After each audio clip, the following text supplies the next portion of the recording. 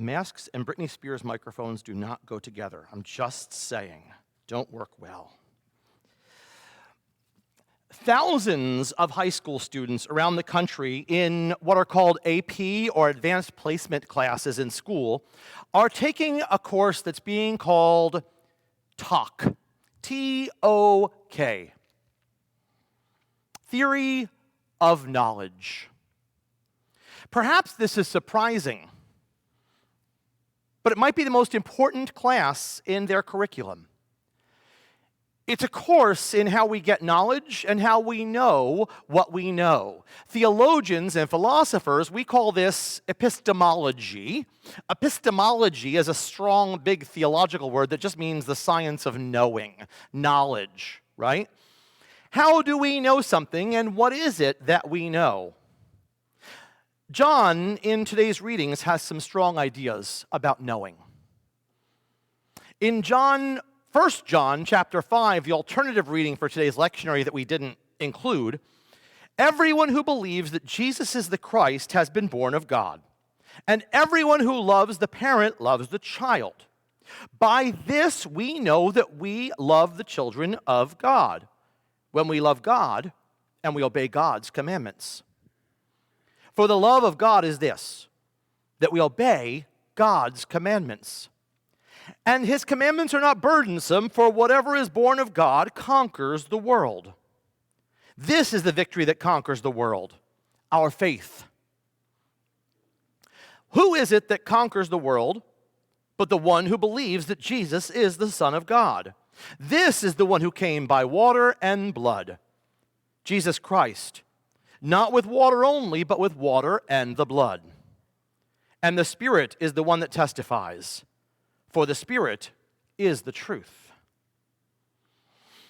There's a saying that says a little knowledge can be a dangerous thing. You may have heard it. It's attributed to, I looked it up, it's attributed by some to Sir Francis Bacon, by some to Alexander Pope, the 18th century poet. It's said in reality it probably comes from both of them, kind of an amalgamation, and neither of them said exactly a little knowledge can be a dangerous thing. The idea, though, is that if someone has just a little bit of knowledge, it can be really dangerous because they have enough to know what they know, but they don't know why, and they can ram it down everybody else's throat. A little knowledge can be a dangerous thing. John tells us that we need knowledge, but what kind of knowledge? Because I think so often Christians have the wrong kind of knowledge. We're the prime example sometimes of a little knowledge is a dangerous thing. Knowledge about who we think we are? We're God's chosen. We're the ones. Forget the other ones, it's us.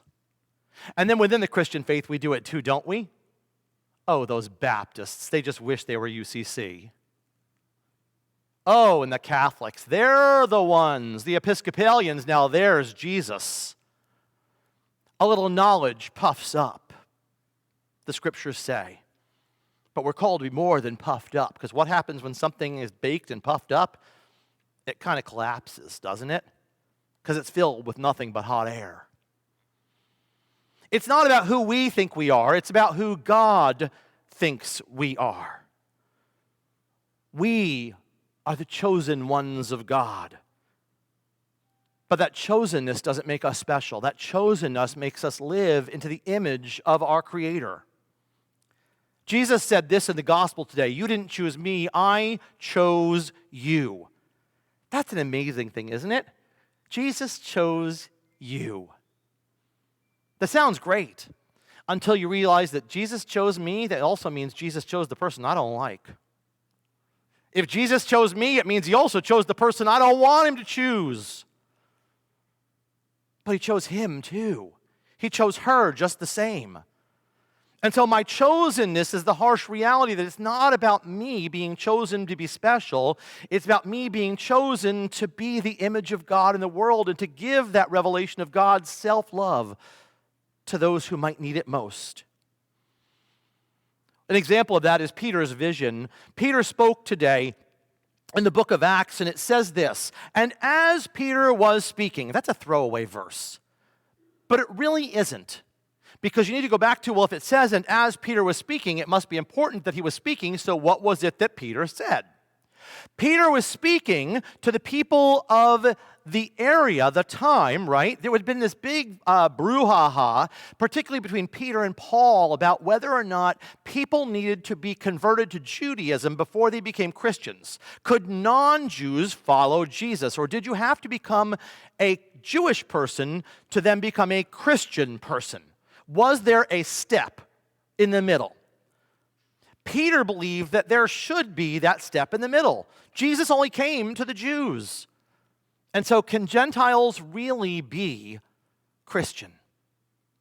This is the question, of course, that we saw last week with Philip and the Ethiopian eunuch, right? We talked a little bit about this last week with the band from Ethiopia. Today we see it a different way. Before Peter even spoke, let me take you not one step back, but two. Peter had a dream, a vision. He saw a sheet falling from heaven, and on the sheet was all this beautiful, sumptuous food. The problem is, all the food was not kosher. Eat the food, Peter was told. And Peter said, I can't eat that. It's not kosher. It's not clean. That's unclean food. And the voice in his vision, he assumed was God, said, Peter, don't ever call what I have called clean unclean. What the Gospel of Rob says, and it's not worth much in the real world, is, Peter, mind your own business and let me be God. Don't you dare say what I say goes or not. This is what I'm telling you. Do it. And so Peter then begins to speak. And what Peter says is radically changed by what happened in that vision. All of the people who heard him that day, non-Jews, Gentiles who were brought into the family of God. We see the family of God expanding in ways that Peter himself had never imagined would be possible before that vision. John, in our gospel reading today, and in the epistle reading that I read for you a few moments ago, uses the word know and knowledge in his writings more than any other book of the Scriptures almost combined. We know God, John says, because we are obedient, right? We know God because we're obedient. Sometimes you say something, but then you do something totally different, and then you know, well, that person doesn't mean what they say, because they say this, but they do this. John says we know God because we are obedient to God. That's how we know God. We're obedient because we do what we are taught to do. And that doing, John says, is love. In the gospel today, Jesus says, if you love someone, no greater love hath one than this, but to lay down one's life for their friends. We think about laying down life as Christ's death. Christ laid down his life, right? But no, it's not just that. It is, but it's not just that. One theologian I read this week said that the laying down of one's life is not simply about death. It's about living a life of submission, living a life of service, living a life of sacrifice. When someone gives their life for their nation, we talk about them dying in the military, right? They died for their cause. I want to posit to you today that when someone leaves their family, when they leave their wife and kids, they leave their parents and they put everything behind them to go and do what's right, they're laying down their life whether they lose it physically or not. That's still sacrifice, isn't it? That's still a gift. Laying down your life means service. It means inconvenience for us. It means putting others ahead of ourselves. It means putting our agendas on hold so that someone else can have what they need, even if maybe it means we don't have as much as we really don't need to begin with, right? An example, it's Mother's Day. A parent who's not willing to be inconvenienced is probably a terrible parent. Let's be really blunt. Parents in the room, have you ever had to be inconvenienced? Oh, yeah. A parent who isn't willing to be inconvenienced never should have had kids to begin with. I had a realization this week. It wasn't my realization. It was the realization of someone who had a podcast that I listened to. I can't claim it. For the first time this week, I began to see that Mother's Day really isn't about mothers. Sorry about that. I don't mean to rain on anybody's Mother's Day parade. I'm not trying to ruin your day here. But I think in some ways we trivialize Mother's Day. We make it about mom and apple pies and aprons and after-school treats and help with homework and bedtime stories and all the things that moms do, and that's wonderful, and I'm not belittling that.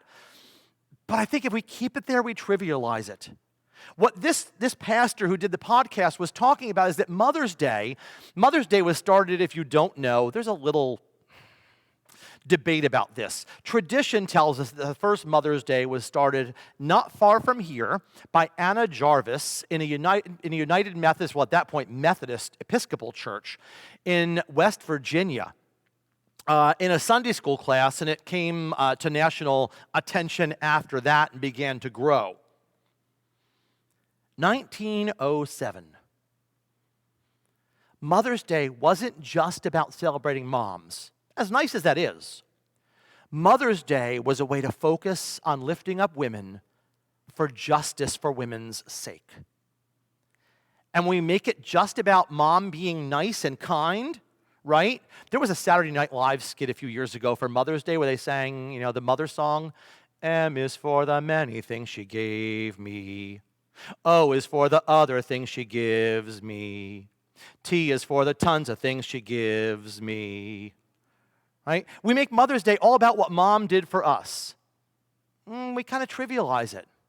Mother's Day is really in its day about empowering women in justice ways where women didn't have power. 1907, 13 years until suffrage, 13 years until Prohibition. Why did Prohibition happen? Not because people didn't like alcohol, it's because they liked it a little too much. Prohibition happened because women were subjected to domestic abuse at alarming rates. Women had no way to protect their children and themselves from the effects of alcohol in their home. Life was violent for a woman in those days. So Mother's Day wasn't just a sappy day to celebrate mom, and that's wonderful. It was really about creating a space where women could be exalted and lifted up in a way that started to give them the respect, the justice, the place they deserved in our society. And it was one of the things that led in some people's mind to the power that came through suffrage and through Prohibition. Women had no voice. And so Mother's Day became a way of doing more than sentimentally remembering them. It became about honoring them and giving them justice.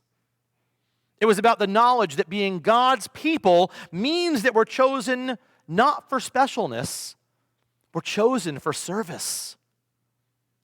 And that service is love. Today, what are the justice issues that we're still called to stand up and be present for? There's a sign that is sometimes out in front of our church that came from the United Church of Christ that says, stand up, speak out, be present for justice. One of those issues for us today, still women's issues, are an issue we need to stand up and be present for. But there are others too. When COVID ravaged our own community, this congregation founded Frederick Gives Back, and over 1,000 people, healthcare workers on the front lines, were fed as a way of encouraging them in probably the largest tragedy of their health career. Next month, I got an email last night from Mike, our missions coordinator, that next month our church will be decked out in orange. Why? Because it's Pastor Rob's favorite color? Yes, it is, and every church should be decked out in orange because it is a wonderful color. But it's going to be because we stand against gun violence, and we say that there's been enough dead school children in our nation. The emergency family shelters returning to grace. It's our time to step back up again now that COVID is getting under control and to make safe space for men and women with children who cannot be in either the men's shelter or the women's shelter. It keeps families together out of foster care and gives them the resources they need while they stay safely as a family unit. It keeps kids from being crippled by not just homelessness, but being separated from their mom or their dad. We need your help.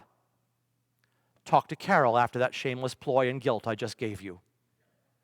Guilt, it's worked for the church for 2,000 years. Why stop now? These are the justice issues we're called to speak about, aren't they? And the list goes on. Environmental justice, fair, drinkable water for all, racial justice, animal rights, access to health care, livable wage. We could be here all day naming justice issues, but that's the point. Today we're called to remember women who stood in our lives as pillars of strength and who taught us what it means to live and to love as God's chosen ones. Mothers? Yeah, but aunts, grandmothers, sisters, daughters, wives, neighborhood moms, women in church, women at school, women in our workplace. But it's not just about them. We are also challenged today, if we listen closely to the scriptures, to see ourselves differently too. Loved not because we're chosen or special or privileged. Don't you wish you were us? Loved, rather, so that we can be empowered to change the world. Chosen, so that we can share that message of chosenness with people around us who may have been told they were unwanted for far too long. Blessed, as the Hebrew Scriptures say, to be a blessing to our world. So like the Apostle John tells us today, how will you know you love God? When your knowledge leads you to love. Amen.